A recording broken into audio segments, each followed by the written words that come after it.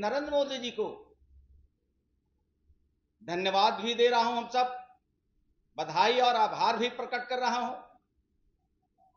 क्योंकि भरोसा है देशवासियों को, भरोसा है कमजोर वर्ग के लोगों को, विश्वास है नरेंद्र मोदी जी के ऊपर। और चर्चा भी गरीब समाज के, अनुसूचित जाति जनजाति के भाई बहन करते रहते हैं कि मोदी है तो मुमकिन है, मोदी है तो विश्वास है। और देश के यशस्वी प्रधानमंत्री नरेंद्र मोदी जी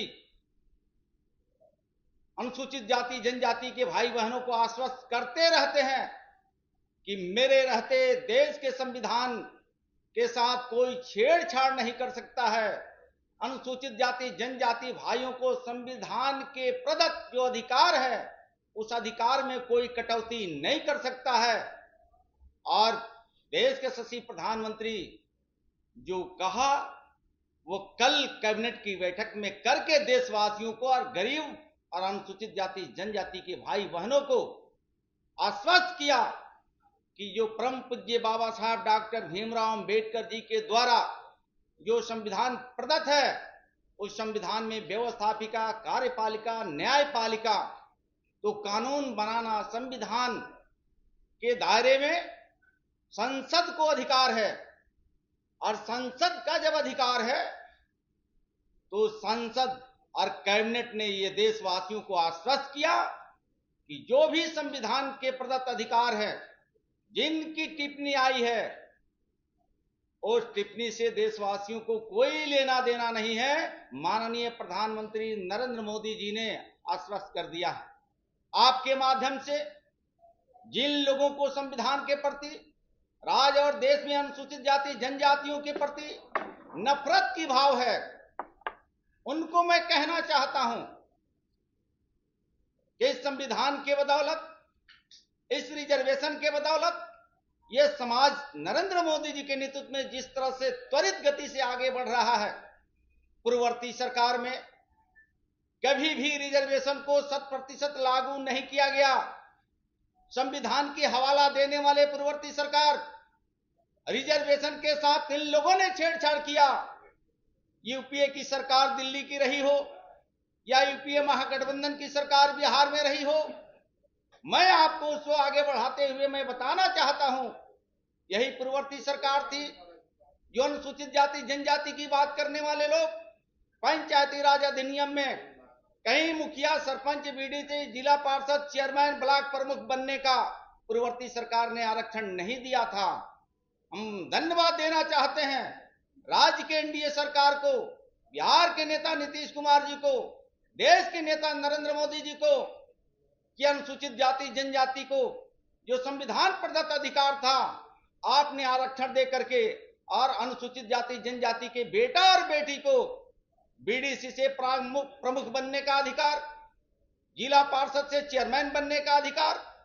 ये एनडीए के शासन ने दिया है। लेकिन महागठबंधन और यूपीए गठबंधन के लोग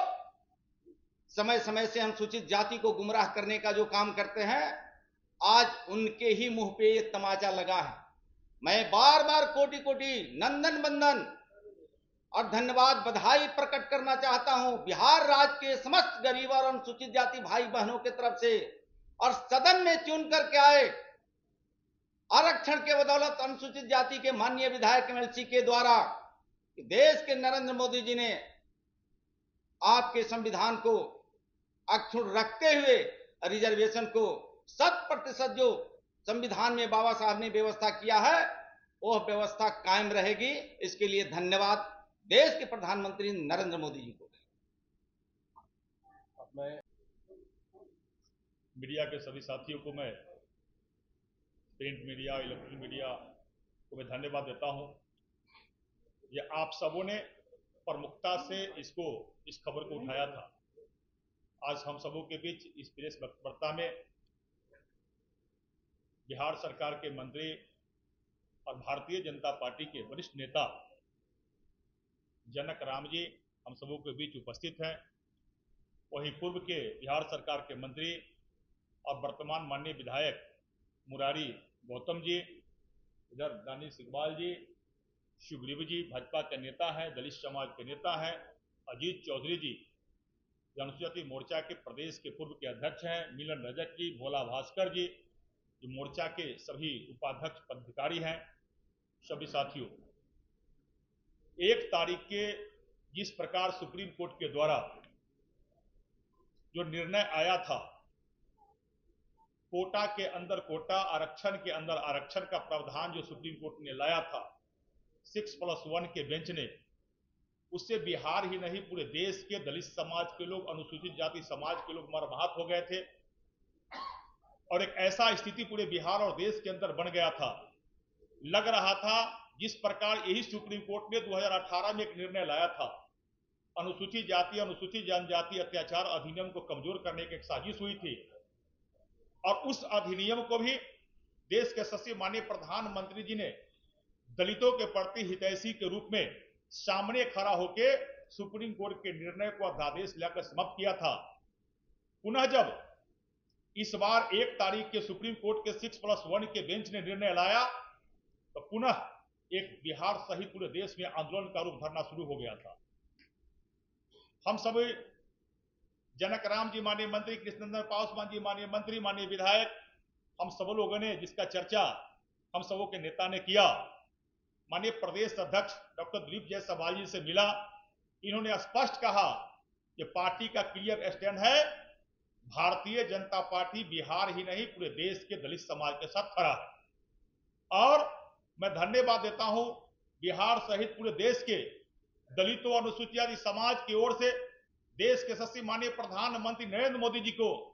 जिन्होंने कहा कि जब तक देश में दलित के अति पिछड़ा का बेटा नरेंद्र मोदी जी प्रधानमंत्री है तब तक कोई भी